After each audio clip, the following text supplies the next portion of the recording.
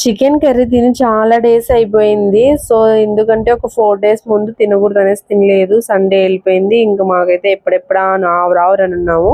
ఇంకా నార్మల్గా మనకి సండేస్ అలా వస్తే నాన్ వెజ్ గుర్తొస్తుంది. ఆ సండే కూడా మేము నాన్ వెజ్ చేసుకోలేదు.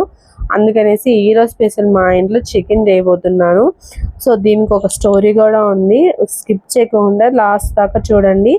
ఆయిల్ ప్యాన్ పెట్టుకొని 2 స్పూన్స్ ఆయిల్ వేసి బాగా హీట్ అయిన తర్వాత కరివేపాకు, ఆనియన్స్, పచ్చిమిర్చి అన్ని వేసుకొని బాగా ఫ్రై చేసుకోవాలి. ఫ్రై అయిన తర్వాత 2 టమాటాస్ కూడా యాడ్ చేసుకొని బాగా ఫ్రై చేసి బాగా కడిగి పెట్టుకున్న చికెన్ను ఇందులోకి వేసుకొని బాగా కలుపుకోవాలి. అలాగే 1 స్పూన్ పసుపు కూడా వేసుకోవాలి. మూత పెట్టి కాసేపు అలా పచ్చివాసన పోయేదాకా వదిలేస్తే మనకి ఇలా కొంచెం వాటరీగా అవుతుంది. తర్వాత తగినంత చిల్లీ పౌడర్, తగినంత ధనియాల పౌడర్, తగినంత పెరుగు వేసుకొని అందులోకి అల్లం వెల్లుల్లి పేస్ట్ కూడా వేసుకొని బాగా ఫ్రై చేసుకోవాలి. ఒక స్టోరీ ఉందని చెప్పాను కదండి.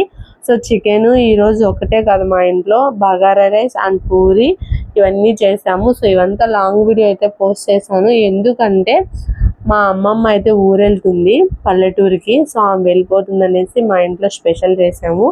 సో తను వెళ్ళిపోతుంది మాకు అనేసి కొంచెం డిఫరెంట్గా అయితే ఈరోజు చేసుకున్నాము. అలాగే ఇంకా ఏమేమి చేసాము అన్నదైతే మొత్తం లాంగ్ వీడియోలో పోస్ట్ చేశాను. అంతలోపల